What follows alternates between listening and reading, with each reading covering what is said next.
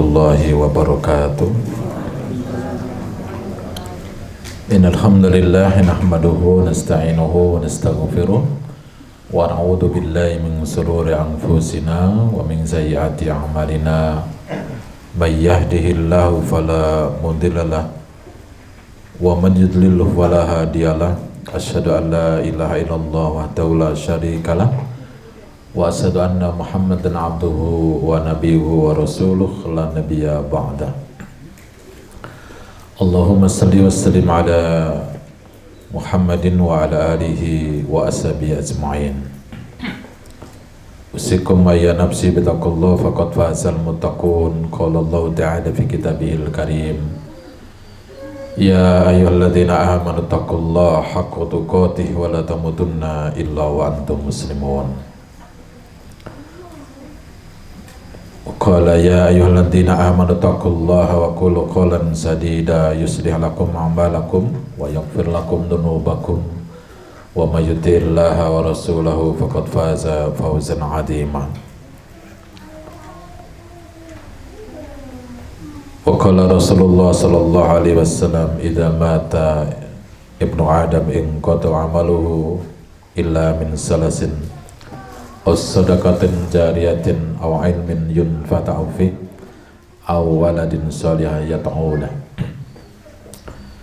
Bapak Ibu, saudara sekalian yang dimuliakan oleh Allah Subhanahu wa taala, kita bersyukur Allah Subhanahu wa taala mentakdirkan kita berada di satu aktivitas kebaikan, insyaallah ya.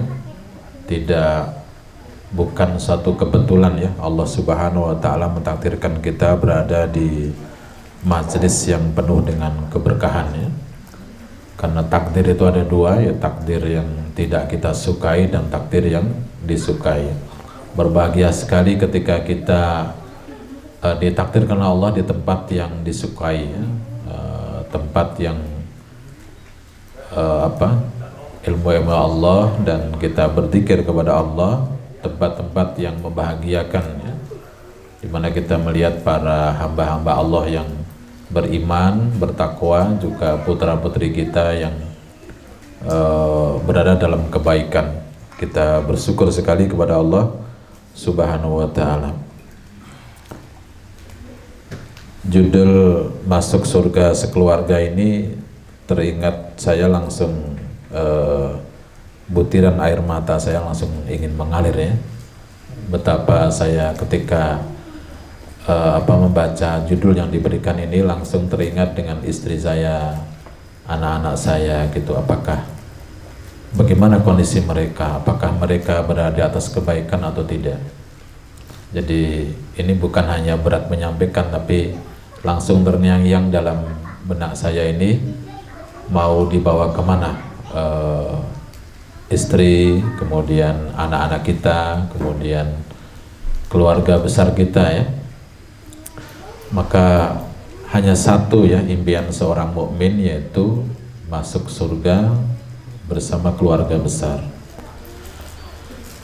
Dan ini bukan sesuatu yang ringan ya, karena banyak sekali di antara kita kadang tidak tahu sebenarnya punya impian apa ya.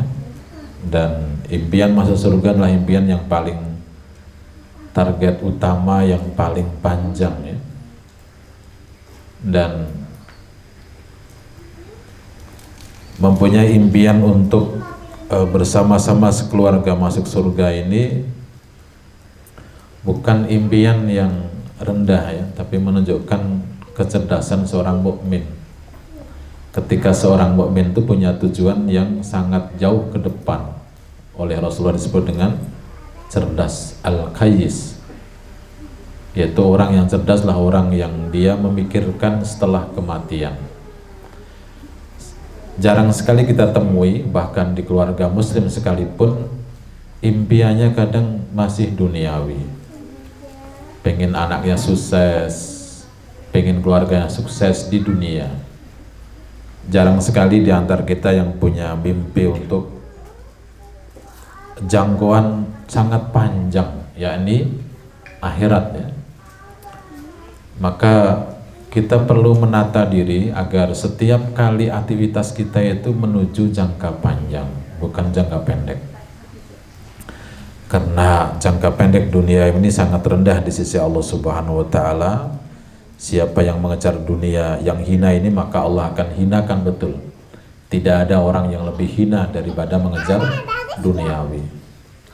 Maka pastikan bahwa orientasi kita, istri kita, anak-anak kita ini hanya menuju akhirat.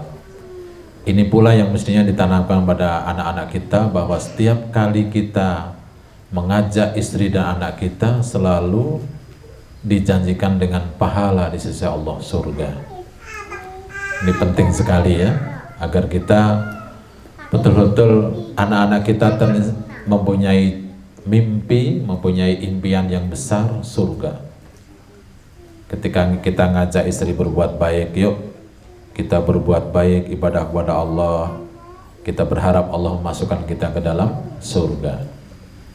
Yuk anakku, kita berbuat baik, kita ibadah kepada Allah, taat, sholat, banyak berbuat baik, agar Allah Subhanahu wa taala memasukkan kita ke dalam surga. Selalu ya, ada dalam setiap aktivitas kita itu surga. Dan perhatikan Bapak Ibu, surga ini adalah abstrak atau gaib. Seorang lebih suka yang nampak ya, bukan yang gaib. Penting sekali kita mengimani yang gaib dan juga mengajarkan kepada istri dan anak kita perkara yang gaib. Bahkan aktivitas kita itu senangnya juga yang nampak ya, yang gaib-gaib kan nggak suka. Kurang kita sukai kalau janji masa depannya adalah sesuatu yang gaib. Misalnya bagi yang relawan prestasi, kita kasih mobil, wah itu pasti apa? Berlomba-lomba. Apa mas mobil apa? Ya walaupun Avanza ya, nggak mahal-mahal amat ya, itu pasti semangat ya. Apalagi misalnya ya dikasih hadiah haji dan umrah. Haji dan umrah itu sepertinya akhirat, tapi itu duniawi ya. Beberapa anak-anak prestasi yang hafid Quran diberi hadiah haji dan umrah, dan itu mereka merasa puas. Padahal sisi Allah Subhanahu wa taala, seorang hafid Quran itu dia akan masuk surga sesuai dengan jumlah ayat yang dia hafal, tinggi sekali. Saya termasuk mewanti-wanti anak saya ya, kalau pas sedang menghafal Quran, jangan punya niat untuk diumrohkan haji, dihajikan, diumrohkan oleh seorang ya, bersama ayah bunda. Katanya indah banget ya, indah nggak? Haji umroh bersama dengan keluarga, karena atas prestasinya dia sebagai hafidz Quran. Sepertinya mentereng nggak? Tapi bukan itu ya, itu rendah sekali ya. Kita nggak rela kalau satu huruf Al-Quran itu dibayar dengan 1 triliun sekalipun. Kita nggak rela, karena surga itu sangat indah dan sangat mahal sih Allah Subhanahu wa taala. Sekedar hafal Quran itu Allah berikan derajat yang sangat tinggi dan diberi kenikmatan selama-lamanya. Saya sering ngajari anak-anak saya, santri-santri saya kutab itu ya, untuk agar jangan melirik duniawi ya, terlalu rendah sekali ya. Kalau hanya ingin dipuji, dapat piala, kemudian dapat penghargaan, itu rendah sekali ya. Kita harus punya cita untuk mencapai akhirat yang sangat tinggi, surga yang paling tinggi, surga Firdaus. Oleh karena itu Bapak Ibu yang dimuliakan Allah Subhanahu wa taala, untuk menguraikan ya materi masuk surga bersama keluarga, kita pakai panduan utama yang diberikan oleh Allah Subhanahu wa taala, yakni Al-Qur'an. Allah Subhanahu wa taala adalah pendidik yang utama ya, dan pendidik terbaik. Allah mengajari manusia untuk menggunakan panduan utama, yakni Al-Qur'an. Ini juga menjadi catatan bagi kita Bapak Ibu, bahwa setiap kali kita aktivitasnya bersama keluarga adalah menggunakan panduan utama, yakni Al-Quranul Karim. Ada 3 ayat yang memandu kita untuk menguraikan visi besar ya, ataupun impian seorang muslim atau dalam keluarga muslim ya. Yang pertama adalah surat At-Tur ayat 21. Surat At-Tur ayat 21, surat ke-52 ayat 21 Allah Subhanahu wa taala berfirman, 3 ayat dan 3 surat ini ya.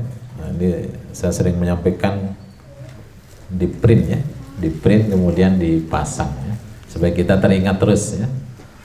Surat At-Tur ayat 21 yang pertama adalah Allah Subhanahu wa taala berfirman, a'udzubillahi minasyaitonirrajim. Walladzina amanu wattaba'athum dzurriyyatuhum biimanin alhaqna bihim dzurriyyatahum wama alasna bihim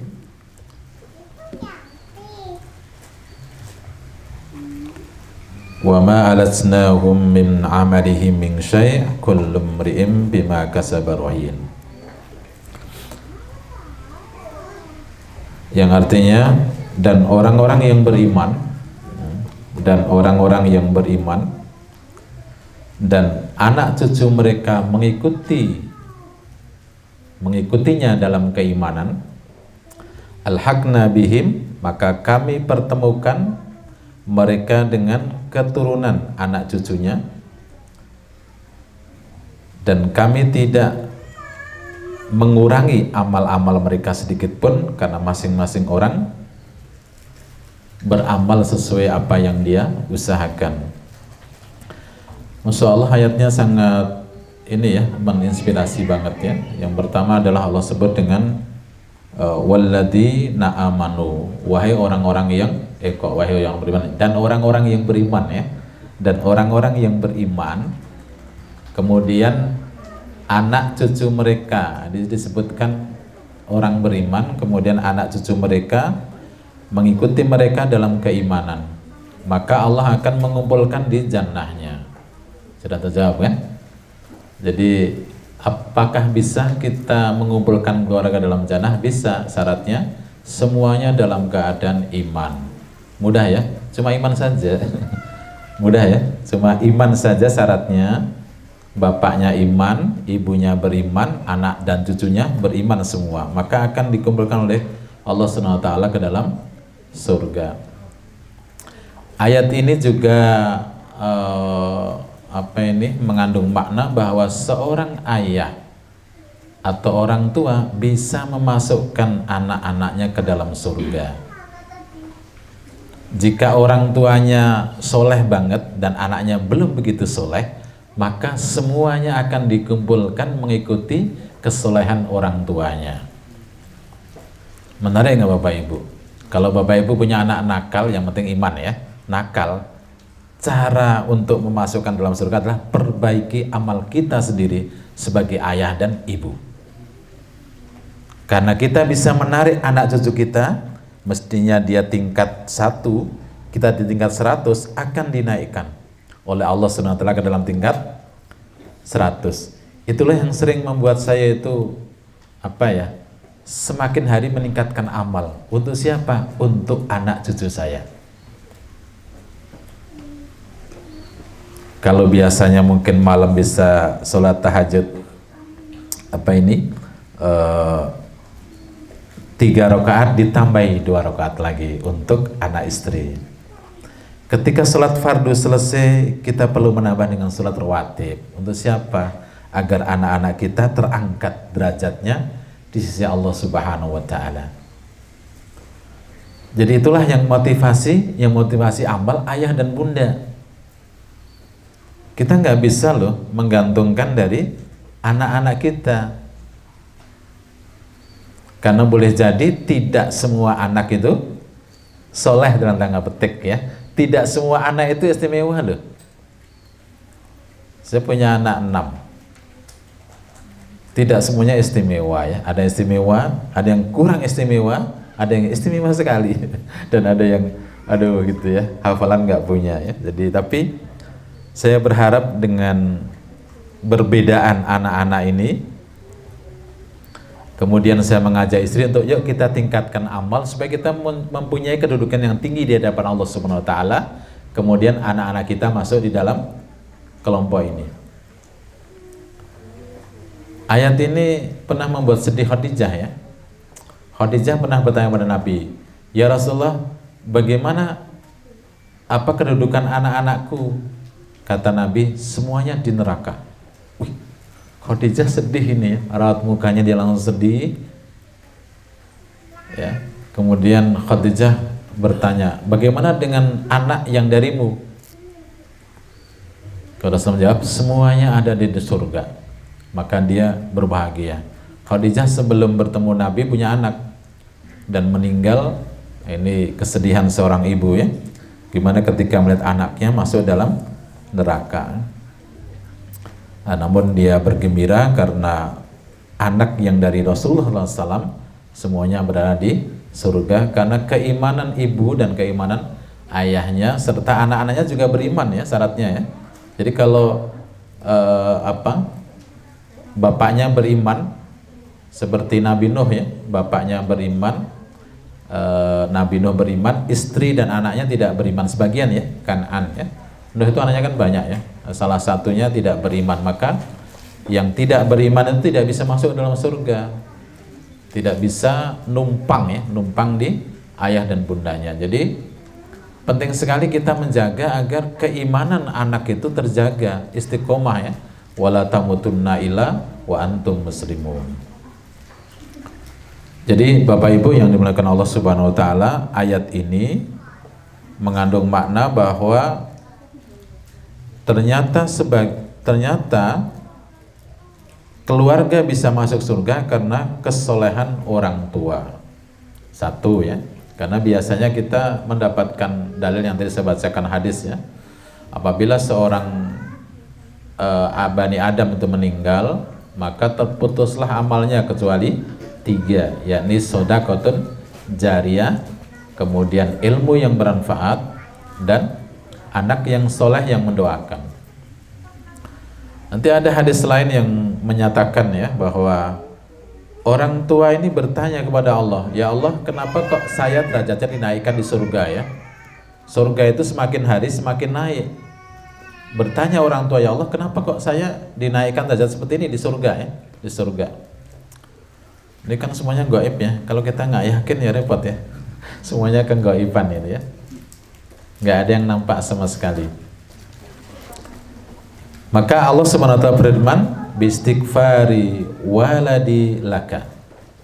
waladika laka, yaitu berkat istighfar anakmu.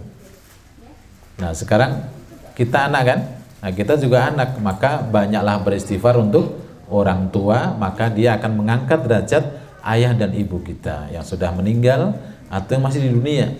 Kalau seorang anak banyak beristighfar untuk orang tuanya, banyak mohon ampun untuk dia, maka permohonan ampun seorang anak itu akan sampai kepada orang tua kita. Masya Allah ya, Allah itu Masya Allah ya, rahmatnya tuh besar banget ya. Jadi anak bisa mengangkat derajat orang tua. Terus berikutnya orang tua juga bisa mengangkat derajat anak dan cucunya. Ini kalau dua-duanya itu serasi seimbang, menarik enggak? Anaknya ngangkat, orang tuanya ngangkat ya. Jadi yang pertama, kalau kita sebagai orang tua jangan menggantungkan kepada anak. Kalau kita sebagai anak jangan gantungkan kepada orang tua gitu. Jadi berarti kita punya motivasi ya untuk meningkatkan amal, untuk mengumpulkan amal soleh dan kebaikan-kebaikan kepada Allah Subhanahu wa taala. Kemudian ayat yang kedua adalah di dalam surat At-Tahrim ya, ayat ke-6. Surat ke-66 ayat 6.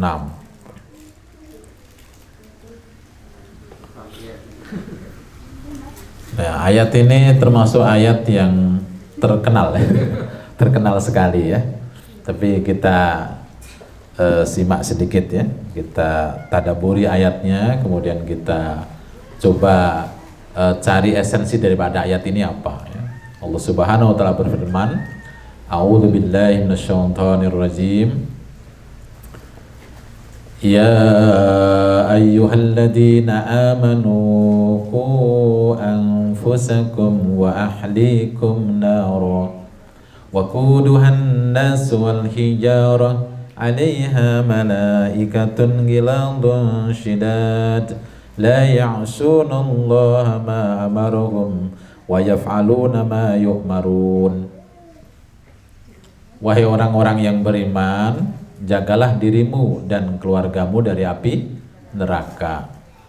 Perintah itu untuk siapa?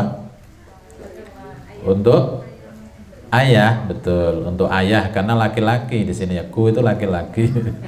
Tapi maksudnya untuk orang tua dulu ya, orang tua, dan terutama untuk seorang laki-laki atau seorang ayah. Seorang ayah itu diperintah Allah untuk menjaga dirinya dari api neraka, dirinya dulu sebelum menjaga anak dan istrinya. Mengapa? Karena seorang ayah adalah pemimpin. Perhatikan Bapak Ibu, rumah adalah miniatur sebuah negara. Ada pemimpin yaitu ayah atau suami, ada pembantu pemimpin namanya istri, dan ada rakyatnya itu anak-anaknya. Gak bisa bermain-main loh kita dengan keluarga. Jadi bangunan keluarga itu harus dibangun sedemikian rupa, pondasinya kuat, bangunannya juga kuat, atapnya juga kuat.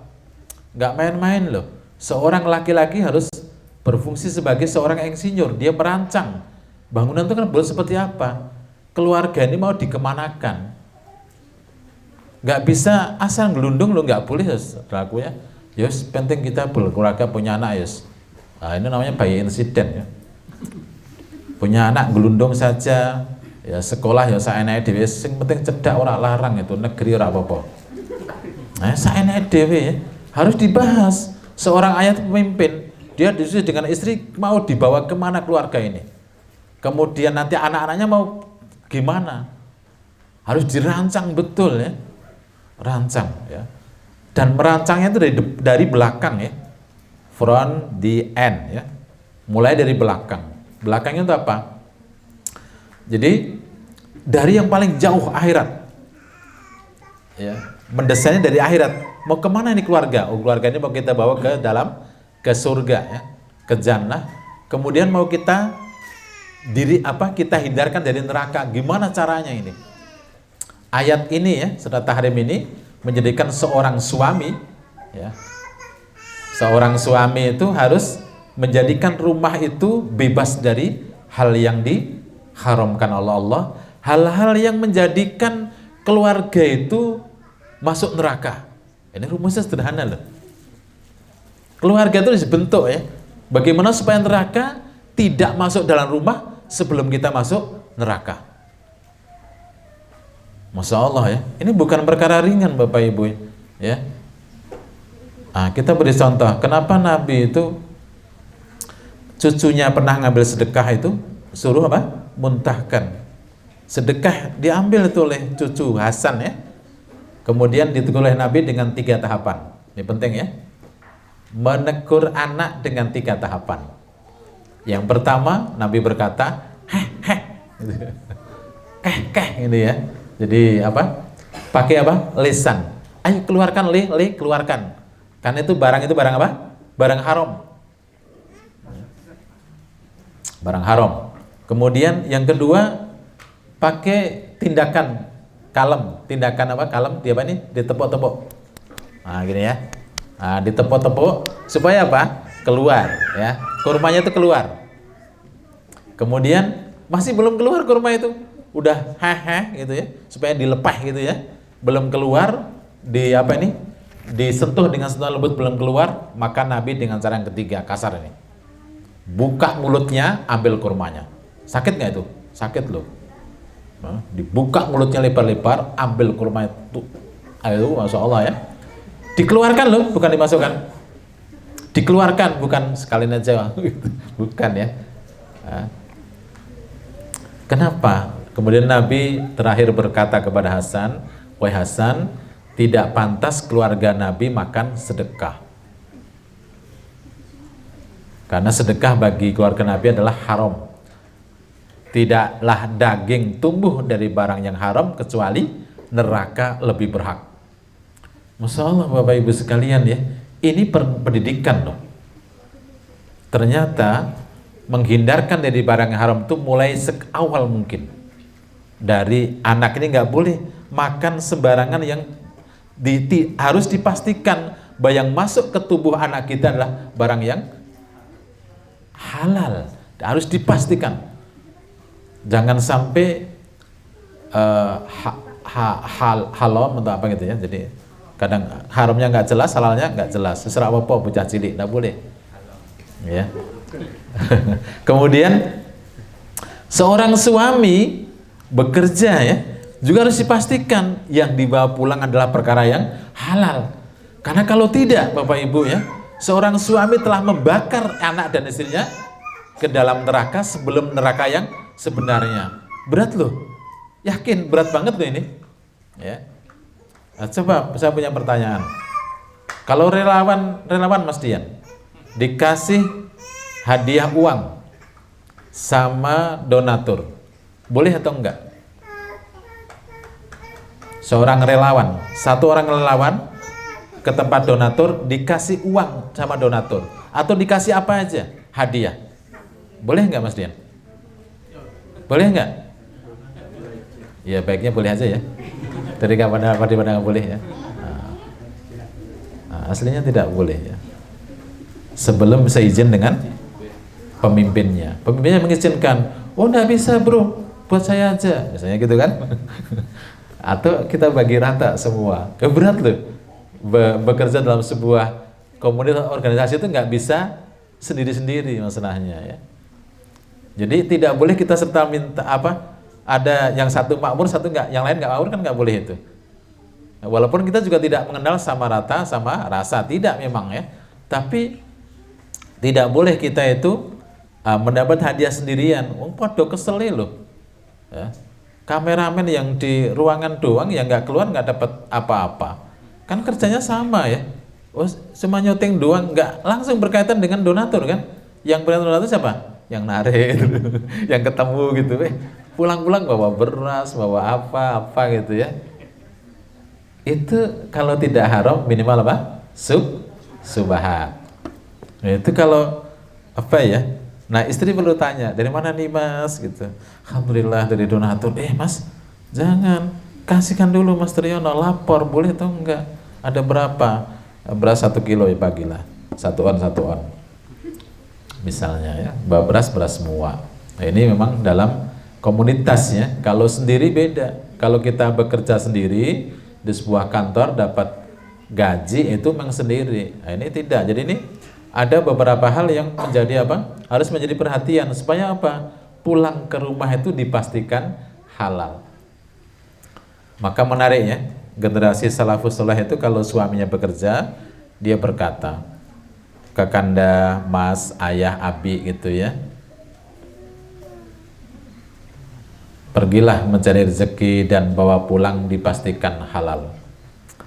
Kami lebih siap lapar daripada memakan barang yang haram. Seorang istri ya harus berpesan begitu pada suaminya. Hati-hati ya mas, hati-hati ya bang, hati-hati ya saya, hati-hati ya beb. Ya, jadi lebih baik kami lapar ya daripada memakan harta yang tidak halal. Ini bukan perkara ringan juga ya. Karena saat ini kita sangat sulit sekali mencari atau mendapatkan harta yang halal ya. Sulit banget ya. Masya Allah ya, karena di mana-mana ada penipuan, ada riba, ada macam-macam ya gitu sekitar kita. Ini ada kedaliman, ada yang kita nggak suka atau nggak disukai teman dan sebagainya. Banyak sekali ya yang menjadikan kadang-kadang harta itu tidak dipastikan apa halal ya. Dan perhatikan Bapak Ibu sekalian, harta yang haram itu atau harta yang tidak dipastikan halal akan berdampak buruk terhadap perkembangan anak dan istri. Jadi kalau istri susah diatur, nggak mau taat sama suami, yang perlu dikoreksi siapa? Suaminya, jangan koreksi istrinya. Ini kenapa istri itu kayak gini ya? Apa harta yang saya cari itu nggak halal? Ini kenapa anak saya itu ngapalin susah banget ya, ngapalin Quran, ngapalin apa, pelajaran susah banget, ada apa ini? Siapa yang harus koreksi? Ayah. Bukan anaknya dimata, oh dasar nilai goblok apa ya, sing goblok sopo. Anak itu tidak ada, anak-anak goblok itu tidak ada. Semua anak itu pinter dan semua anak itu suci. Nih ya. Allah sudah menyatakan semua anak itu fitrah, ya, dia suci dan semua anak cerdas, ya. Kenapa anak cerdas? Keturunan mungkin kan, keturunan ayah bundanya, ya. Jadi kita kadang-kadang harus bersyukur. Anak itu susah menghafal, alhamdulillah ayat Allah sedang diberikan kepada saya agar saya ini mengoreksi dan belajar dari anak kenapa dia susah untuk diatur. Jadi semuanya beri baik Bapak Ibu, ya.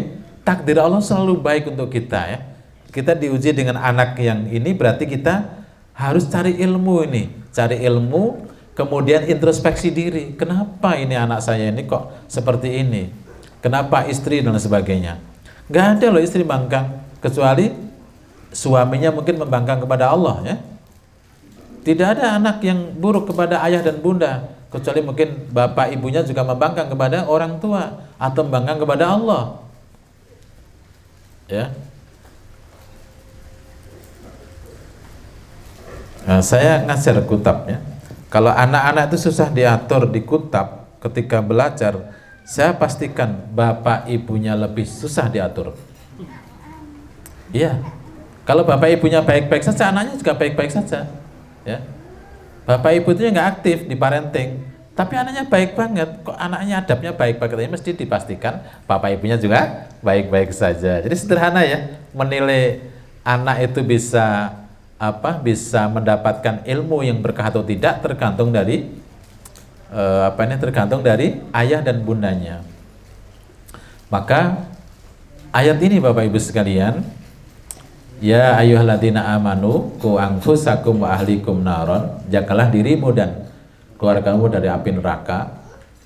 Sebenarnya ayat ini juga tersirat tentang agar kita mengutamakan jannah, ya, mengutamakan surga. Ayat ini tidak bahas surga Bapak Ibu, karena kadang kita itu lebih bisa melaksanakan satu perintah dengan ancaman daripada diberi motivasi, betul nggak? Nek nggak ngerjakan, awas ya, saya pecat, itu lebih semangat kita.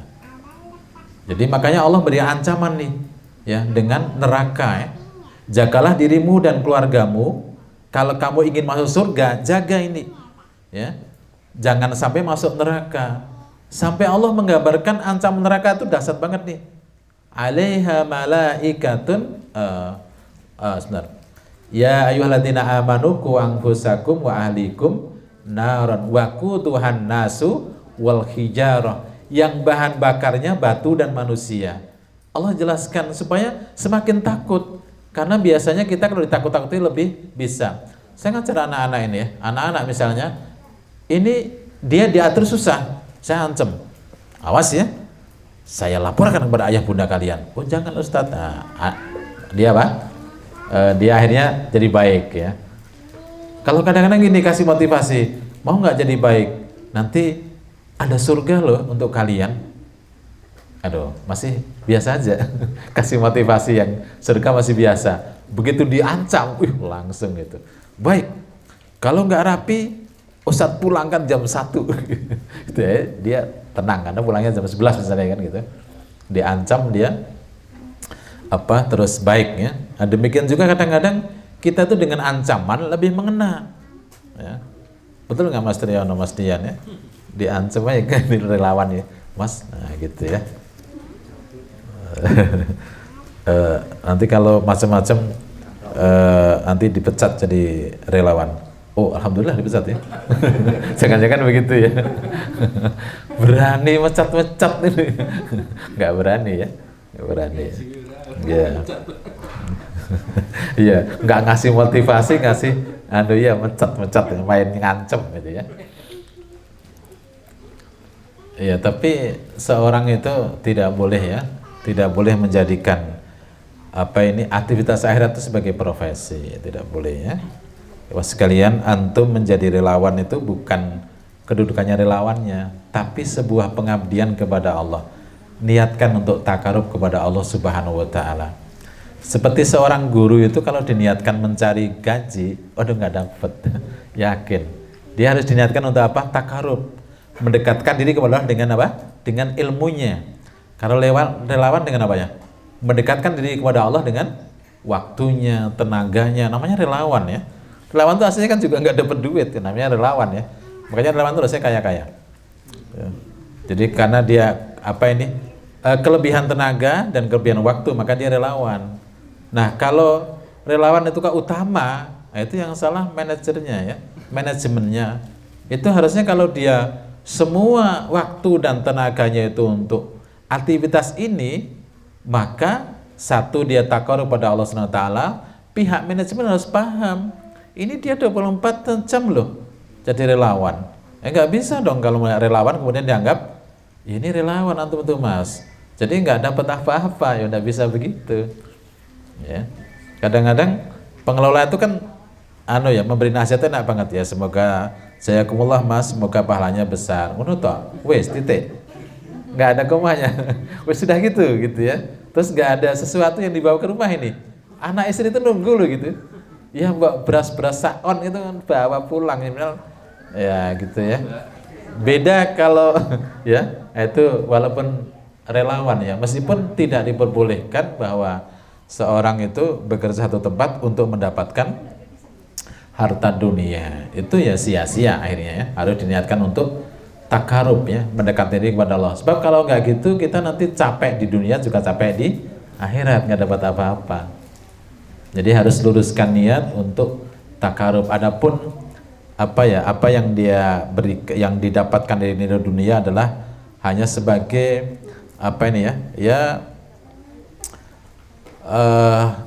salah satu alat untuk kita supaya nggak terlalu berpikir yang aneh-aneh ya.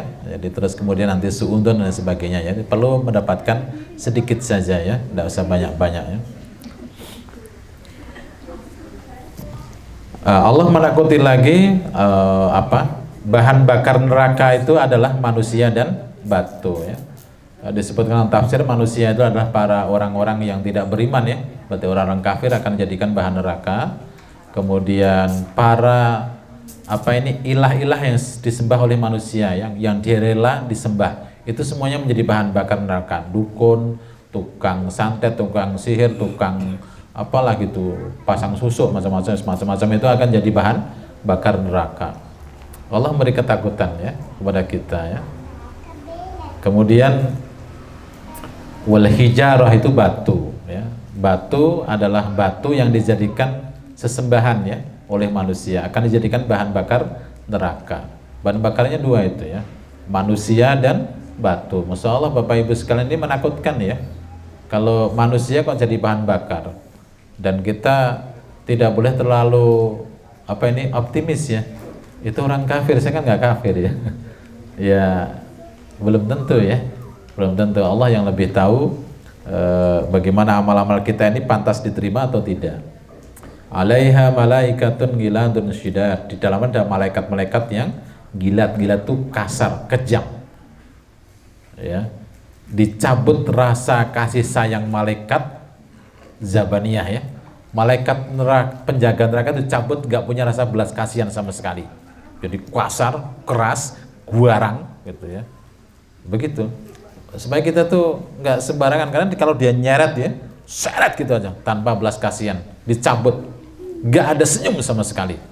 Bayangin, keras, kasar, ya, wadahnya kuat, ya, rantainya besi yang sangat berat sekali untuk menarik orang-orang ahlu neraka. Ya. Kenapa Allah itu menjelaskannya ini? Supaya ketakutannya itu berlebih ya, supaya kita itu nggak menganggap ringan gitu loh. Jadi sesuatu yang tidak halal itu dianggap ringan, enggak, berat banget ya. Jadi Allah menakut-nakuti dengan hal yang sangat ini dahsyat ya. Sampai akhir ayat la ya'sunallah ma amarahum ya. Malaikat ini adalah makhluk yang tidak pernah menyalahi perintah Allah. Begitu Allah itu merintahkan pasti mentaati.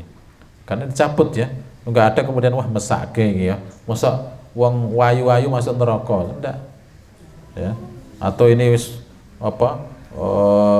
kedudukannya tinggi, apalagi mungkin presiden masuk neraka, sakit lah ya. Wis kurban macam-macam ya. Anda enggak ada rasa kasihan sama sekali. Ya berbeda dengan malaikat Ridwan ya. Penjaga surga itu adanya senyum saja ya. Enggak ada rasa apa? Benci sama sekali ya. Nah, Kegaiban ini Bapak Ibu ya harus ditanamkan pada anak-anak kita ya. Jangan sampai ngaji ya, nanti saya belikan permen. Ngaji adanya permen, rendah banget ya. Jangan hanya untuk beli apa, jangan gitu ya. Dan jangan dibiasakan. Adapun kalau dia mau ngaji diberikan permen hanya sebagai apa? Sebagai hadiah sementara aja dari ayah bunda ya. Ayo rajin belajar, nanti ayah ajak jalan-jalan. Jangan begitu ya. Nah, ini karena pendidikan ya. Apa? Berikan hadiah yang gaib ya. Kamu mau nggak ngaji 1 huruf 10 kebaikan? Apa itu kebaikan? 1 pohon di surga. Berarti kalau ngaji 10 huruf 10 pohon dong. Iya, tamannya semakin indah dong. Udah terngiang-ngiang sisi anak itu surga yang penuh dengan keindahan. Maaf ya Bapak Ibu ya, sekolah anak-anak kita ini atau kita ketika sholat kan tidak pernah digambarkan dengan surga dan diancam dengan neraka. Hanya diancamnya dengan kalau kamu nggak belajar, kamu nggak lulus, kamu nggak naik kelas dan nggak dapat ijazah. Ya. Nanti juga kalau kamu lomba nggak menang. Masya Allah ya, semua sekolah itu mengajarkan materialistik. Sehingga nanti pun dia lulus juga yang dicari materi. Itulah kenapa Bapak Ibu harus memasukkan putra-putrinya ke kutab ya. Enggak harus alayu ya. Enggak ya. Saya punya impian Mas Dian ya. Yaitu impian saya adalah mendirikan akademi guru ya, yaitu mencetak guru sebanyak-banyaknya dan punya konsep ada kutab di setiap masjid. Nanti akan kita suplai guru-gurunya Mas Dian ya. Gurunya kita suplai yang sudah paham tentang kutab, kemudian kita nggak usah bangun gedung megah ya. Cukup masjid yang ada dipakai untuk pendidikan. Karena masjid adalah tempat terbaik di muka bumi, khairul baqa, dan tempat pendidikan terbaik adalah masjid. Sebab hari ini orang-orang mengenalkan anak itu dengan sistem pendidikan yang gedungnya megah, bayarnya mahal, apalagi terus fasilitas lengkap, juara di mana-mana. Udah gitu ya. Ada beberapa wali santri nyabut anaknya ya, dari Al-Azhar dicabut. Kenapa Pak? Lah enggak jadi soleh Ustadz. Saya pengen anaknya masuk kutab supaya soleh. Jadi karena visinya jauh ke depan ya, ke surga, bukan duniawi. Bisa sih dia jadi punya profesi yang mentereng, gajinya tinggi, tapi Habibie menyesal ya, punya anak yang sukses dunianya. Begitu dia sudah masa tua, dia hanya hidup bersama pembantunya. Anak-anaknya kemana? Bahkan mati pun anaknya nggak nengok ya. Insya Allah ya, kasihan sekali orang tua ini ya. Dia berkata, jika aku suruh memilih dulu kan, namanya penyesalan di belakang ya, untuk ngaji Quran sama menjadi insinyur, pasti saya milih ngaji. Cuma kan itu dulu. Tapi ini juga tidak, apa ya, kalau kita praktekkan itu juga belum tentu kita mau ya. Masa cuma ngaji tok, hidup mau ngaji tok, iya ya. Ora iso lah, kudu sekolah ya. Anak-anak kutab itu ditanya, loh ini sekolah, loh, terus enggak sekolah ini? Dikira kutab itu enggak sekolah. Karena menurut mereka sekolah itu di gedung megah atau di sebuah bangunan. Kalau orang itu belajar di masjid tidak disebut sekolah. Nabi SAW itu mendidik sahabat semuanya di masjid Bapak Ibu. Maka saya berbahagia ya, FKM ya. Cuma saya punya saran Mas Dian dan Mas Tri ya, FKM nggak boleh jauh dari masjid ya, harus dekat dengan masjid dan harus menguasai masjid. Jadi jangan aktivis tapi di luar masjid, kemudian masjid tidak dikuasai ya. Jadi PR-nya hari ini itu masjid itu dari pagi sampai sore kosong. Masjid hanya untuk sholat 5 waktu. Nah coba betapa indahnya Bapak Ibu jika ini ya, saya bayangkan kalau saya itu dari rumah menuju masjid untuk ngajar ya. Coba kalau ayah bunda ya, bapaknya bekerja keluar ya, bapaknya bekerja keluar alias pasar ya. Tempat terburuk di dunia namanya pasar ya. Pasar untuk aktivitas maisha perdagangan. Kemudian istrinya di rumah berdoa, ibadah, sholat dan sebagainya. Kemudian anak-anak ke masjid untuk belajar. Itu tiap hari. Itu bukankah itu surga Bapak Ibu ya? Jadi itulah yang kata Nabi, baiti jannati. Jadi Allah itu bisa memberikan surga di dunia sebelum surga di akhirat, yaitu baiti jannati. Baiti jannati berarti seorang ayah berfungsi sebagai pemimpin, seorang istri sebagai apa ini? Gurunya, ya. Kepala sekolahnya adalah ayah, gurunya adalah ibu, anak-anak itu adalah muridnya.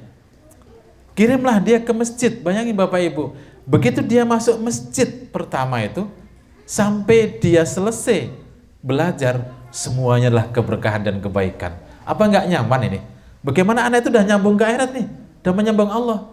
Dimana Bapak Ibu itu gelisah, resah dan capek ya bekerja, karena mencari dunia itu menyapekkan banget. Kalau akhirat kan enggak begitu ya.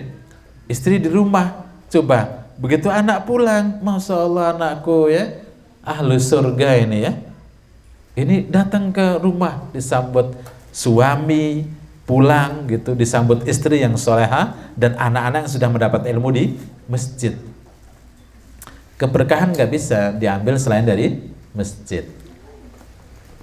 Jadi inilah hilang hari ini anak-anak kita ini begitu keluar dari rumah, sekolahnya ke gedung, tidak ke masjid. Ya ada sih sekolah punya masjid, cuma kecil. Ya. Kalau nggak musola, itu pun dipakai, ya nggak dipakai. Anak-anak pulang dari jam 7 sampai jam 11 kan. Gurunya pun paling ya kadang-kadang ya nggak jamaah. Ya, masjid buat yang pelengkap saja daripada nggak ada dikirain non muslim gitu kan. Sekolahnya gitu aja. Insyaallah ya. Nah ini konsep kami punya impian, saya Pak Agus, Pak Sukron ya, di Fastabiqul Khairat ya di Mijan itu. Dan Fastabiqul Khairat itu saya tahu sejarahnya ternyata FKM ya. Ini saya berbahagia pula ya, Mas Triyono, Mas Dian ya.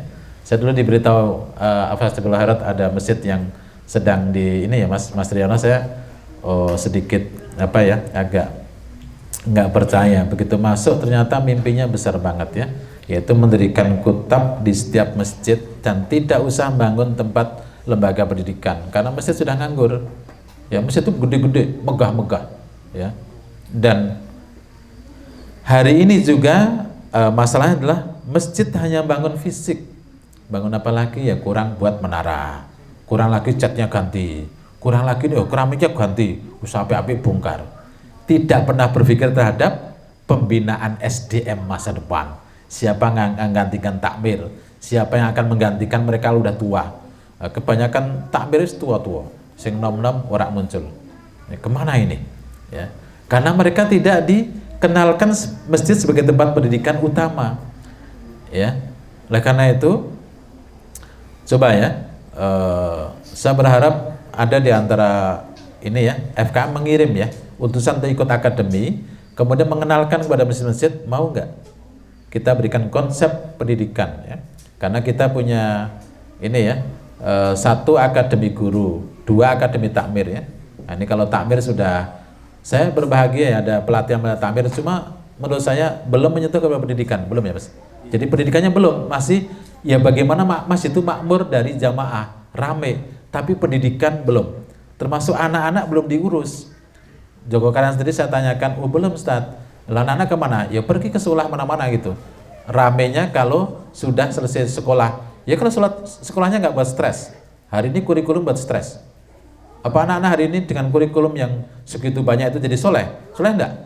Malah dia nggak mau ke masjid, yakin. Karena sudah sibuk dengan kurikulumnya, udah capek mereka dengan kurikulumnya. Ya, kurikulum yang banyak, mubantir, bahkan nggak ada manfaatnya, maaf ya. Itu dijejeli anak-anak seperti itu. Insyaallah ya.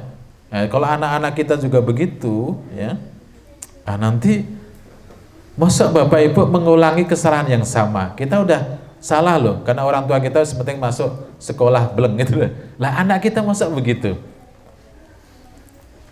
Ya, takdir Allah hari ini kutab nggak laku ya.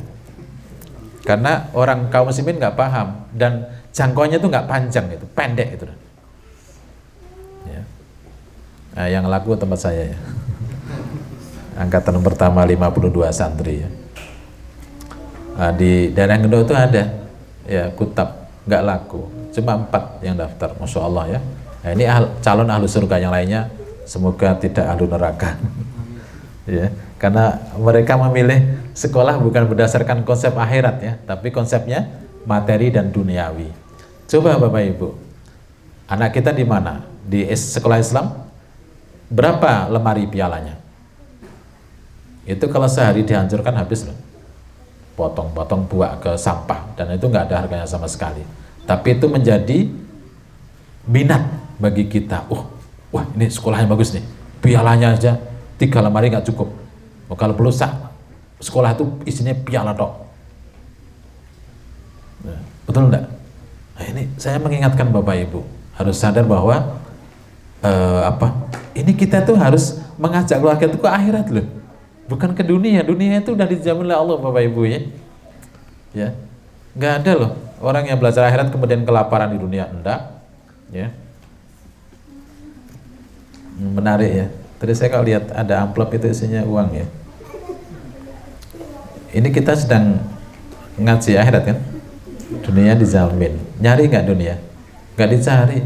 Datang sendiri loh dunia itu. Dan uang itu Bapak Ibu, duit itu akan merendahkan diri di hadapan orang soleh. Dia akan DP ya. Ya. Jadi orang soleh itu ya, orang baik itu kan didatangi duit. Kalau orang nggak soleh kan mendatangi duitnya. Tanpa mencari akan datang itu. Dunia itu karena dihina, dia supaya bagaimana mulia, maka dia mendekati para ulama, para alim, orang-orang yang soleh didekati sama duit, karena dia lebih berkah kalau di tangan orang soleh. Jadi seneng uang itu pada orang soleh ya. Coba kalau orang baik, di dompet ada 100.000 sama 1.000, itu 100.000 sudah senyum itu. Wah, ada kotak infak, itu udah senyum 100.000. Lah kalau yang dipilih 1.000, itu sedih itu yang 100.000 itu. Sebenarnya ini soleh bener apa enggak ini? Infak kok yang pilih 1.000? Mas, saya nggak kerasan mas ini. Ayo 100.000 segera keluarin ini supaya kekal. Karena uang itu seneng karo kekal ya. Mengekalkan harta dengan cara apa? Dikeluarin dengan infak ya. Nah, tadi saya dapat penjelasan itu menarik ya. Ternyata infak sama sedekah itu bedanya. Kalau infak itu lebih luas ya. Infak sama sedekah. Kalau sedekah ya Mas Dian, Mas Tri ya. Sedekah itu hanya untuk orang yang membutuhkan ya. Berarti orang miskin. Kalau infak itu lebih luas. Termasuk harta yang kita berikan pada anak dan istri itu adalah apa? Infak. Nafkah. Ya, seorang suami memberikan infak. Jadi saya berbahagia sekali. Oh, berarti selama ini saya udah infak ya. Jadi kadang-kadang khawatir ya. Ada ini kotak jalan nggak masukkan. Tapi saya masukkan ke saku istri. Ya. Malah saya tanya, istri kok nggak minta duit toh? Masih ada kok, Mas. Anda minta gitu deh. Saya kadang gitu. Ini harus dikeluarkan infak ya. Dan ini juga infak terbaik itu untuk keluarga dulu. Baru kemudian yang samping kanan kiri. Jadi saya jadi paham wa mimma razaqnahum yunfikun, dan infakkan sebagian rezeki yang Allah berikan itu pertama untuk keluarga. Jadi misalnya kok kita nggak pernah infak, jangan dicela ya. Kok kita saya lihat antum nggak pernah masukkan kotak infak di masjid itu, nggak pernah masukkan uang di situ.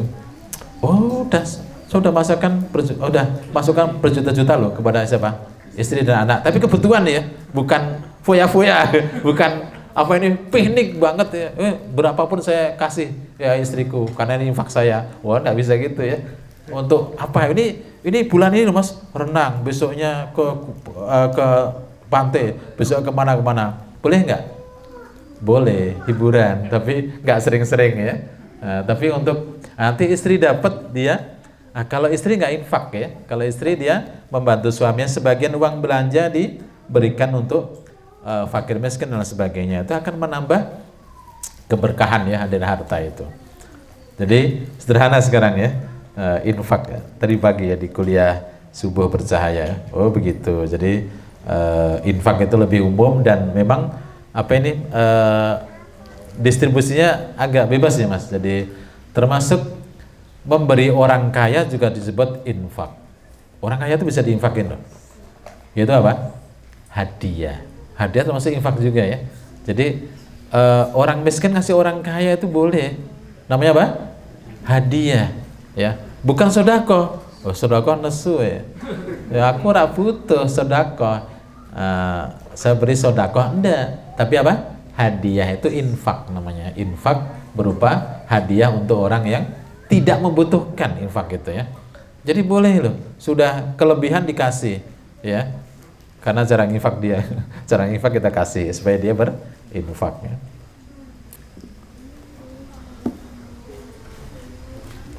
Jadi dari ayat surat At-Tahrim ayat 6 ini, nah menariknya Bapak Ibu, ayat ini berbunyi, jagalah dirimu dan keluargamu. Jadi seorang ayah dan ibu menjaga diri dulu jadi api neraka sebelum dia merintahkan dan menjaga anak-anak dari api neraka. Jadi keteladanan itu penting ya, keteladanan kemudian mulai dari dirinya. Nggak mungkin loh hanya pintar memerintah tapi juga tidak dia tidak melakukan. Oh ayah aja gitu, ibu aja gitu, kok nyuruh saya menjauhkan dari neraka. Contoh ya, anakku jangan main HP lama-lama gitu ya, katanya ibunya HP-nan terus podo wae ya. Jangan nonton TV lama-lama. Lah ibunya nonton drakor. Ya. Ya, nonton film India. Apa utara atau apa. Ngerti ya? Nah, itu ramai banget ya kalau pas India itu di mana-mana tuh India semua itu ya. Lewat gangnya India, lewat gang mana. Habis itu nanti kalau pas drakor ya, malam-malam. Pengalaman ya. Pengalaman istri saya itu juga pernah drakor. Alhamdulillah TV-nya mati. Ya, alhamdulillah gitu. Begitu nggak ada TV itu, saya bersyukurnya luar biasa. Tadinya istri itu nggak hafal doa dzikir pagi, apal dzikir pagi. Yakin, biasanya itu satu hari nggak bisa tilawah 1 juz, bisa 1 juz, malah mengalahkan saya. Karena nggak ada TV, ya. HP kadang-kadang ya saya belikan kuota yang sedikit saja ya, gitu. Kakean kuota malah dolanan terus. Ya. Kadang-kadang ibu-ibu itu sempat loh main game, sempat main game ya. Mana itu ning suaminya kemana dolanan game, ya ada itu. Ngopo itu? Ibu sibuk ini. Anaknya kasih juga HP wis kono. Ibune meneng, anaknya meneng. Ini pendidikan model apa ini kalau bukan model neraka ya? Ya kan? Anaknya yang penting meneng. Wah, benar sekarang anak itu pinter-pinter ya. Ini juga bahaya Bapak Ibu ya. Hari ini anak bayi udah bisa scroll ini bahaya banget loh. Ya, kita nggak ini loh, nggak sadar kalau neraka telah diberikan pada anak-anak kita. Yakin ya. Satu, kalau nanti kita lihat tentang penguasaan harta, anak itu baru boleh menguasai harta setelah usia balik loh Bapak Ibu. Surat An-Nisa ya ayat 5 dan 6. Tentang kapan anak boleh diberikan harta oleh kita. HP itu kan harta. Ya. Itu ketika dia sudah sampai tingkatan rusdi. Rusdi itu ayatnya juga rusdi gitu. Lawan kata rusdi adalah bodoh ya, safaha. Yaitu sudah bisa membedakan mana yang manfaat, mana yang enggak. Anak 2 tahun bisa enggak bedakan HP manfaat atau enggak? Enggak. 10 tahun belum tentu. Banyak sekarang itu rambutnya beruban juga masih seperti anak-anak kok. Betul enggak? Ya usia boleh tua, tapi dewasanya belum gitu ya. Iya. Lah tadi masa ibu-ibu tulanan game? Oke, bocah. Betul lah. Ya? Iya gitu, betul gitu ya. Ibu-ibu tukaran karo tanggane. Bocah kan? Apa meneh ibu-ibu gelut. Bocah tenan gue ya. Jadi Masya Allah ya. Ya jadi kedewasaan itu perlu dilatih. Dan tadi rusdi itu adalah ruh ya, bicara ruh dan bicara Islam ya. Jadi hari ini Bapak Ibu mohon maaf ya, sekolah anak-anak kelas 1 tuh daring loh. Kesin daring wong tuane panai. Anaknya ora gelem.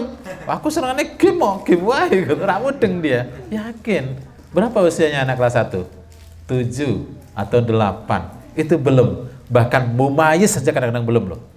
Mumayyiz itu harusnya 7 tahun nih itu. Yaitu sudah bisa dia sholat. 7 tahun bisa sholat. Kalau 7 tahun belum bisa sholat, berarti dia belum mumayyiz.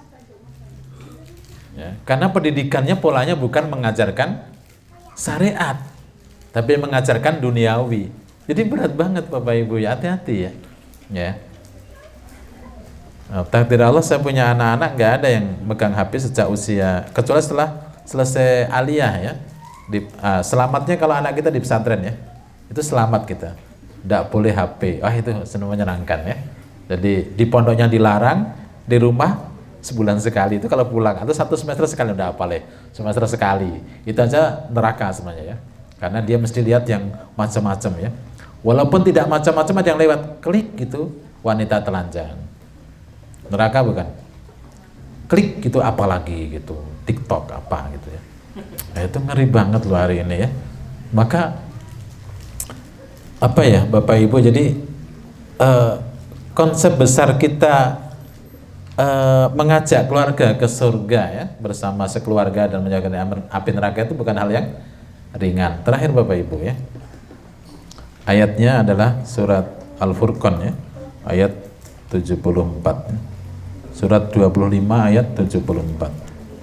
Ini visi besar ya. Kalau tadi yang pertama mengajak keluarga ke surga, yang kedua adalah menghindari diri dari neraka, dan yang ketiga adalah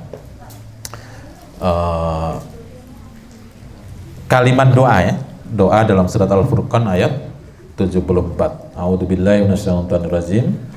Walladzina yaquluna rabbana hab lana min azwajina wa dzurriyyatina qurrata a'yun waj'alna lil muttaqina imaman. Dan mereka berkata, mereka berdoa kepada Allah, ya Rabb kami, Rabbana hablana, berilah untuk kami, hablana min azwajina, istri-istri kami, wa dzurriyyatina, dan keturunan kami, qurrata a'yun, penyedap pandangan mata atau penyejuk hati.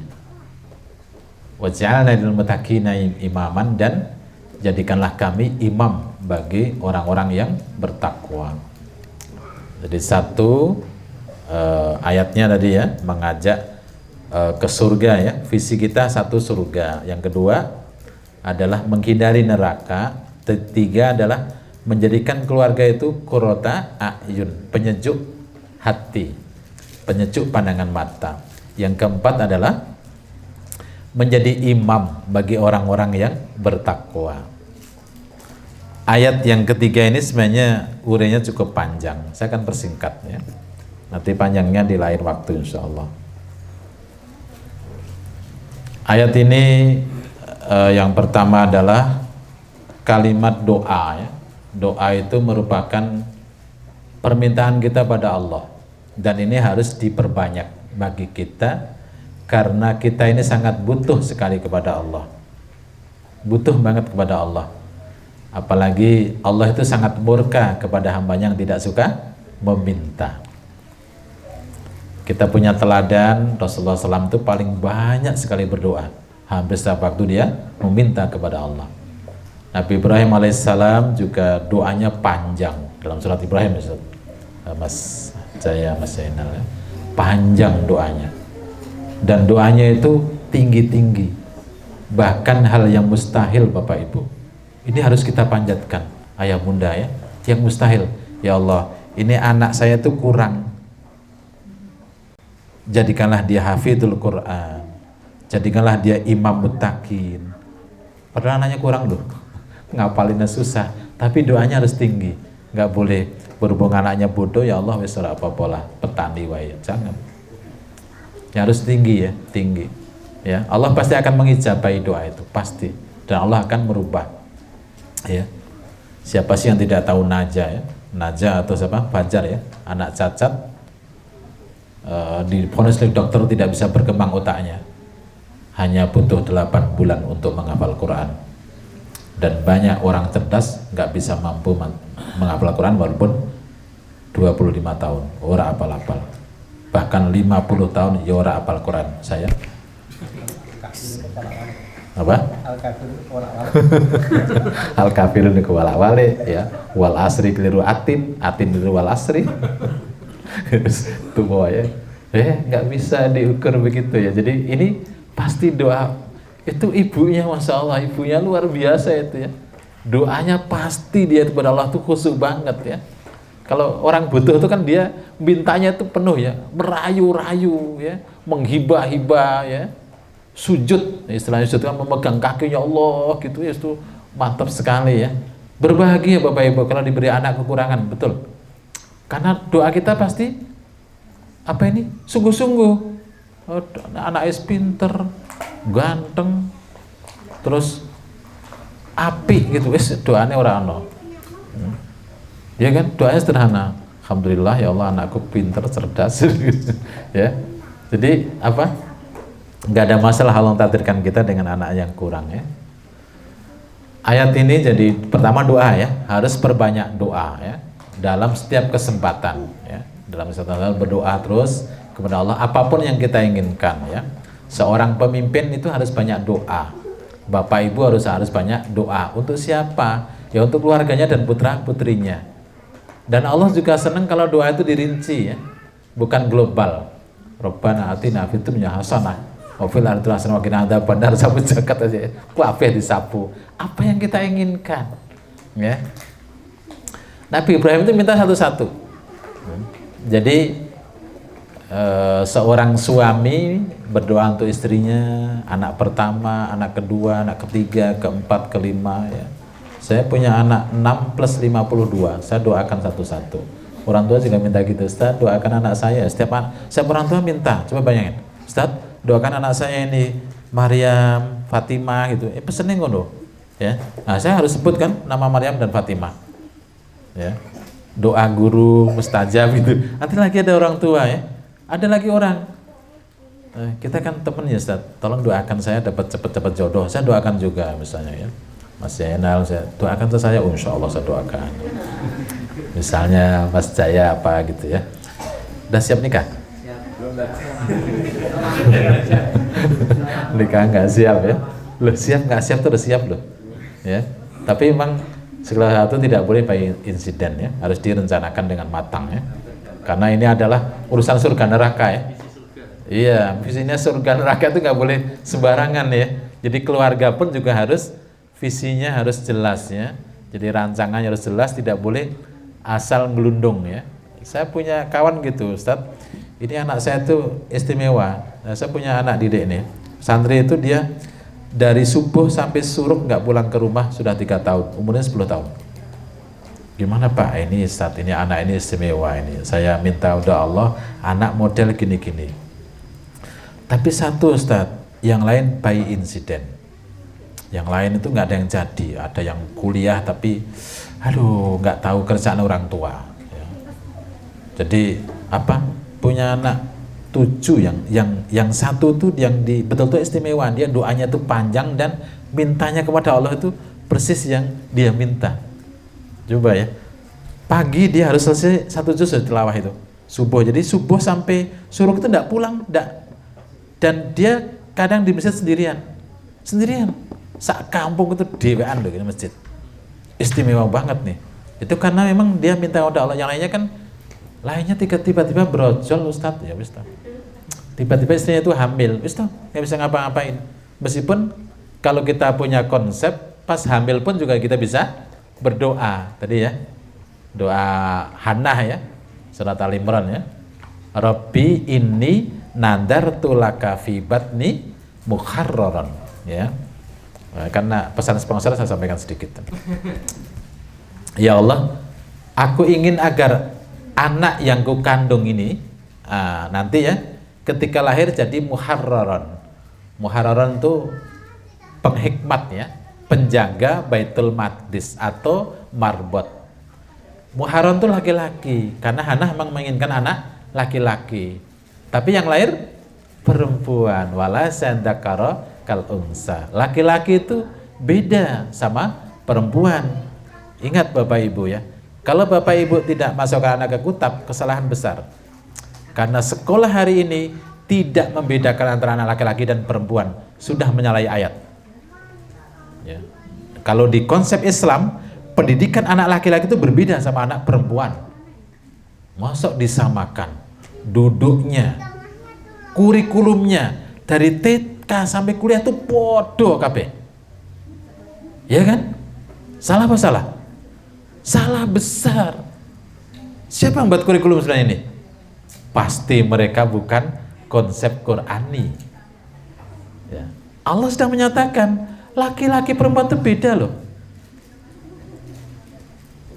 Mau disamakan mas, laki perempuan? Ora gelem. Wis laki-laki pada wedok mau lah. Ndak mau. Fitrah aja nggak sepakat.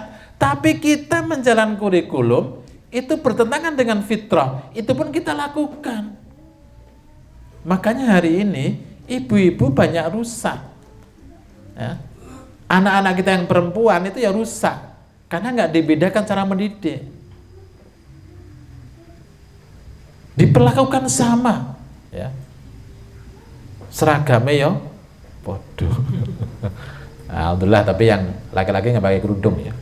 Nah, ini kalau ada nanti semua pakai kerudung, ya karena ini syariat Islam. Waduh, bahaya karena bodoh, ya sama semua laki-laki perempuan, ya. Dan hari ini begitu, ya perempuan diangkat-angkat ya, di komoditas ya, dijual dengan harga yang murah, rusak kan?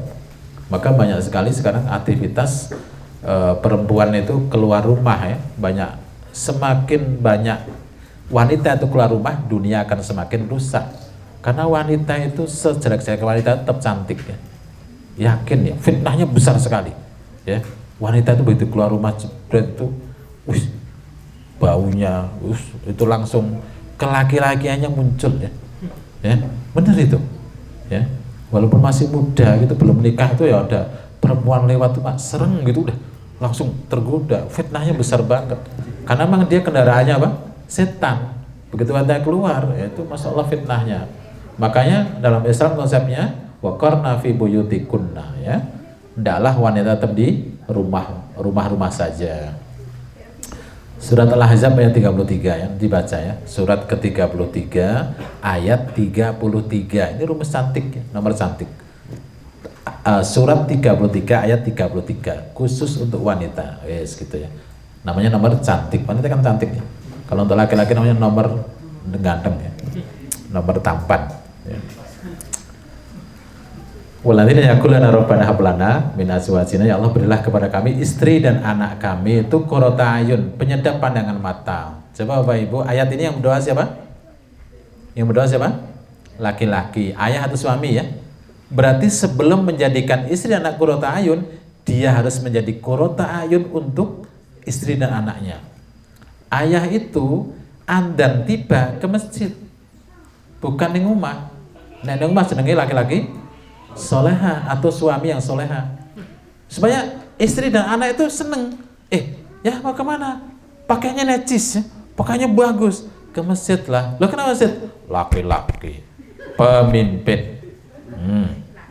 Oh ya Allah gitu, istrinya juga ya. Nah saya beli rumah sama istri, ingat ya. Saya pulang dari masjid, mau kena masih dipakai. Awas ya, kalau mau kena belum dipakai, saya gitu. Tapi itu mengajarnya begitu ya, karena saya juga kalau adzan buru-buru ya segera gitu, sama kalau nggak buru-buru nanti istri saya itu bah ini udah adzan, oh iya gitu ya. Yes. Suami itu saling mendukung, karena ingin memandang suaminya itu qurrata ayun. Jadi sebelum kita ingin anak kita qurrata ayun, sedap di pandangan mata, menyenangkan ya, penyejuk hati itu ya, para ayah ini pentingnya, para suami itu jadikan dirinya qurrata ayun. Masa pemimpin lete-lete, pemalas gitu, tidak punya apa ini jiwa kepemimpinan ya, memutuskan juga loyo ya, pemimpin gitu ya. Tapi saya berikan rumus pemimpin itu ada dua Mas Tri. Pemimpin tugasnya dua, mengurus dan mengatur. Mana yang dilakukan Pak Tri? Mengurus dulu apa mengatur dulu? Nah, biasanya pemimpin itu pintar ngatur, ini orang pintar ngurusi. Biasanya, ini kan nggak biasa kan? Ya, nggak biasa. Kalau kita pintar ngurusi anak buah, anak buah pasti patuh. Betul nggak? Sama aturan. Jadi jangan ini aturannya gini, jebret. Ya, anak buahnya nggak diurusi, nggak tahu kalau lelah, capek, lapar, gitu. Itu nggak ngerti. Yang penting taat aturan. Nggak kena lapar, nggak kena haus. Apa pemimpin itu? Urusi dulu. Jadi kalau pengen istrinya taat, istrinya diurusi. Nih uang untuk ke salon. Gitu. Ini uang untuk jalan-jalan, ini untuk ya begitu diurusi dulu istrinya, anaknya juga. Anaknya taat pemimpin, awas yang nggak taat. Ya diurusi dulu anaknya itu butuhnya apa? Hak-haknya dipenuhi. Haknya istri hanya dipenuhi, diurusi. Ketaatan tuh gampang, yakin. Ini urus pemimpin ya. Coba. Hari ini problemnya adalah pemimpin kita pinter ngatur, ning ora iso ngurusi. Gitu? Diatur, ini tanggal sekian PPKM, tanggal sekian, tapi orang ngurusi rakyatnya. Ya kan pemimpin problem. Dan pemimpin adalah potret dari rakyat sebenarnya. Kenapa kita diberi pemimpin seperti itu? Lah nek rakyatnya oleh dalite, pondok. Rakyatnya itu tidak berkualitas. Seperti kita, maaf ya. Karena pemimpin itu hadiah loh Bapak Ibu, yakin. Kenapa kok Abu Bakar diberikan kepada para sahabat? Coba lihat. Kualitas sahabat itu istimewa. Berarti nggak usah nyalahkan pemimpinnya. Perbaiki diri kita. Ya. Iki Mas Triyono nesu. Apa ini sebabnya? Karena kita juga nggak genah kerjanya gitu mungkin gitu ya. Wah ini senang Mas Tri ya. Otat, mengonotat misalnya gitu ya. Jadi pemimpin itu ngurusi, dan banyak pemimpin kita dimanapun tuh nggak ngurusi, ya takmir yo ngatur, nggak ngurusi jamaahnya, orang mudeng apa yang dibutuhkan gitu ya. Nah itu kadang-kadang padahal jamaah itu butuhnya non fisik bukan fisik, cukuplah masjid dibangun sekali aja, ya model kayak Joko Karyan ya, sederhana, terus MJ juga sederhana ya, sederhana. Yang butuhkan apa? Non fisik lebih dibutuhkan, nggak usah megah-megah mewah sebenarnya gitu ya. Tapi karena takmir itu nggak paham, ya. Nah, ini konsep Jawa Karyan itu bagus banget ya. Ini pelayanan diutamakan, ya. Bahkan kehilangan bertanggung jawab, menarik ya. Sebuah masjid itu nggak ada gitu ya konsepnya, karena mereka apa ya? Oh, anda yang hilang anda suruh ganti masjid. Ya. Nah, harusnya kan bentuknya begitu ya. Jadi masjid itu tidak boleh mengumumkan kehilangan ya. Nggak usah diumumin, tapi ganti selesai, ya kan? Ada yang hilang ini motor, nggak usah diumumin, ganti masjid, itu namanya. Makanya tidak boleh mengumumkan kehilangan di masjidnya. Bolehnya apa? Alhamdulillah ini ada yang membutuhkan motor, siapa ini yang mau gantiin? Saya begitu ya. Qurrata ayun. Nah, kemudian yang kedua adalah lil muttaqina imaman. Bapak Ibu perhatikan ayat ini dimulai dengan lil muttaqina, imam di belakang. Apa ini maknanya ya? Ini penting kita cermati ya. Kita ingin anak-anak kita, istri kita menjadi pemimpin bagi orang bertakwa. Berarti coba perhatikan, takwa dulu atau pemimpin dulu? Rumusnya ini apa? Kalau semuanya bertakwa, maka Allah akan berikan pemimpin yang pemimpin bagi orang bertakwa. Jadi ketakwaan dimunculkan di rumah Bapak Ibu ya. Semua manusia, semua anggota keluarga itu bertakwa, maka pemimpinnya seorang suami akan memimpin orang yang bertakwa. Berarti mana yang diusahakan? Pemimpinnya dulu atau takwanya dulu? Takwanya dulu ya. Jangan, wes kamu aja pemimpin. Ya. Yuk sekarang kita bertakwa. Susah. Karena dia sudah merasa sebagai apa? Pemimpin. Jadi ketaatan pada Allah itu didahulukan. Dibentuklah keluarga yang semuanya bertakwa, maka dipastikan seorang suami itu adalah pemimpinnya. Kadang suami itu nggak bisa loh jadi pemimpin. Kadang yang dipimpin ayah, yang dipimpin adalah istri. Coba perhatikan. Ketika anak itu minta izin, apa kata ayah? Ya boleh nggak main sana sama ibu? Boleh nggak jajan? Ibu sana. Semua urusan ibu pokoknya gitu. Ini anak tidak belajar kepemimpinan. Harusnya di keluarga itu dibentuk. Pemimpinnya siapa? Ayah. Umi boleh bermain? Izin ayah. Umi boleh main? Izin ayah. Karena dia mengambil keputusan. Mi, pinjam HP. Oh, ntar. Tanya ayah dulu boleh atau enggak. Ayahlah yang beri apa? Keputusan. Karena dia adalah pemimpinnya. Nah, kita kadang ibu-ibu tidak mendukung ayahnya jadi pemimpin kadang-kadang ya. Ya, semua macam-macam. Kalau misalnya kita mau piknik, siapa yang menentukan coba? Piknik kemana? Siapa memutuskan? Siapa? Ibu. Ya kan? Gimana Bu? Ini kita mau piknik. Ya terserah ayah loh. Ya enggak bisa lah, ibu yang paling tahu lah anak-anak gimana gitu. Enggak bisa lah ayah lah gitu. Itu ibu yang baik dorong. Biar aja. Ayah tuh berpikir, sik ning dia. Nah, dia memutuskan. Ketika udah diputuskan, semua anggota keluarga itu taat. Seorang istri tugasnya menyiapkan bekal, bukan memutuskan ya. Kemana jadinya? Oh, renang ke bocah. Yaudah, bekal siapin macamnya. Istri urusannya apa? Teknis. Ketika strategis urusan suami. Jadi penting ya, para istri ini mendukung suaminya jadi pemimpin. Jangan diambil alih, segalanya diambil alih. Ya, ini juga makanya di dalam rumah itu biar anak belajar kepemimpinan. Makanya Bapak Ibu perhatikan ya, lil muttaqina imaman ini adalah bicaranya dari depan, yaitu walladzina yaqulun adalah kepala keluarga. Ternyata menciptakan pemimpin itu adalah dari rumah Mas Dian dan Mas Triyono. Pemimpin itu bukan dilatih, bukan. Pelatihan kepemimpinan itu tidak ada dalam Islam. Pemimpin itu lahir dari rumah. Rumah itulah yang akan mencetak pemimpin-pemimpin besar. Cari rumus, pernahkah Rasulullah mengadakan pelatihan kepemimpinan? Tapi begitu Rasulullah meninggal, lebih 2000 pemimpin lahir. Dari mana?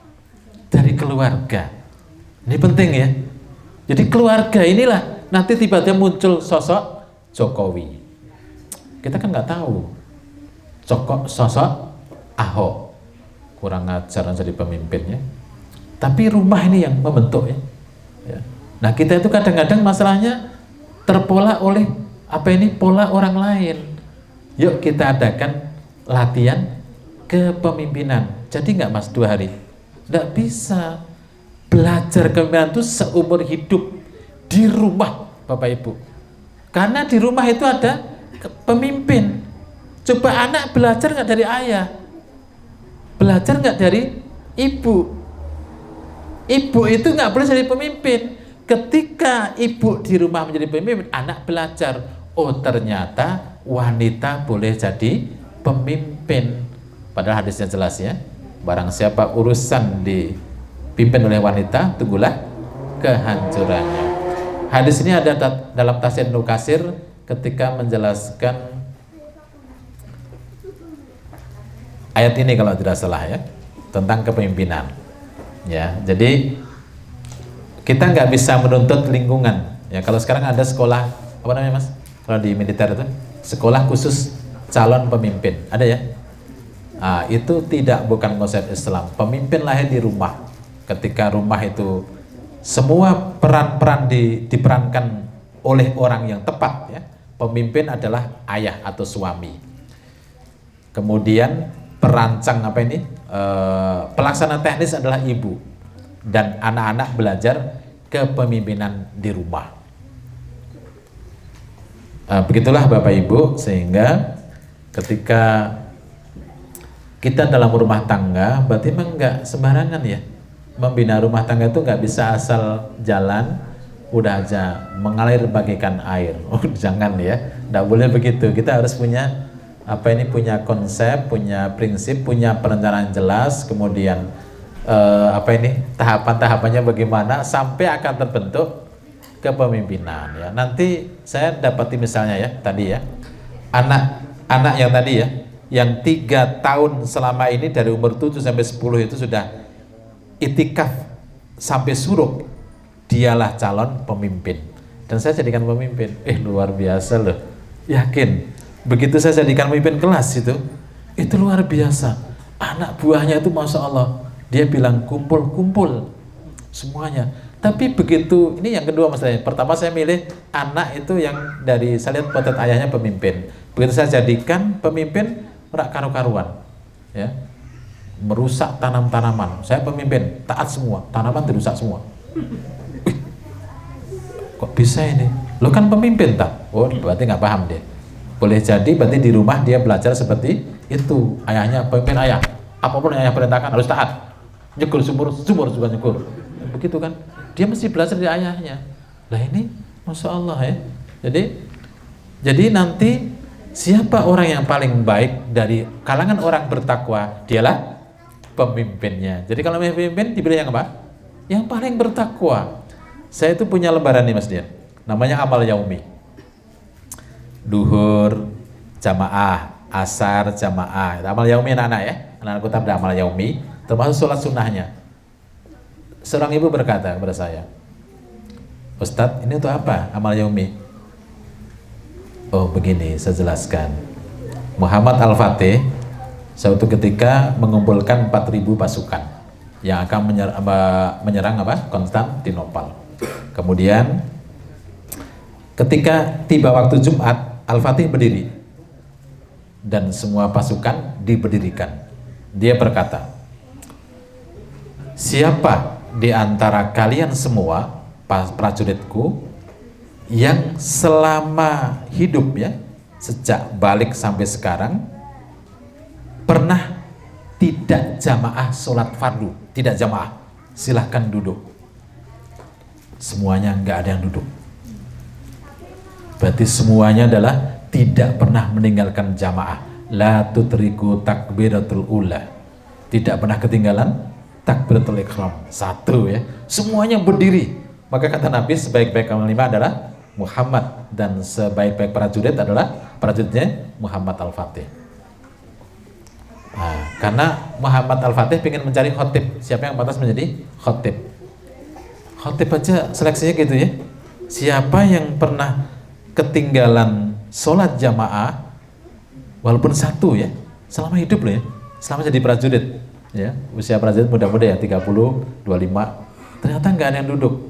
2. Baik, siapa yang selama ini sampai berdiri depan saya ini sejak usia balik ya, karena ukurannya kan balik ya, walaupun Muhammad Al-Fatih itu mulai kecil ya, mulai kecil di kutab madrasah, kemudian menjadi pemimpin. Siapa yang sejak usia balik sampai sekarang ini pernah meninggalkan sholat rawatib walaupun sekali, silahkan duduk. Dan tidak ada yang duduk ya, berarti semuanya pantas menjadi pemimpin. Bayangin Bapak Ibu, 4.000. Muhammad Al-Fatih udah bingung nih, aduh Masya Allah ini ya, luar biasa ya. Ini amal yaumi. Berikutnya, siapa yang sejak usia balik sampai sekarang pernah ketinggalan atau pernah tidak qiyamul lail walaupun semalam? Semuanya duduk kecuali Muhammad Al-Fatih tetap berdiri. Berarti dia tidak pernah ketinggalan. Maka yang khutbah adalah Muhammad Al-Fatih. Inilah Bapak Ibu, siapa yang amal yauminya paling bagus, inilah pemimpin anak-anak yang lain. Ada yang asarnya ketinggalan, ketiduran. Nah, ini enggak, ini calon pemimpin orang-orang yang bertakwa. Barakallahu fikum Bapak Ibu sekalian. Demikian yang bisa saya sampaikan. Kurang lebihnya mohon maaf. Assalamualaikum warahmatullahi wabarakatuh.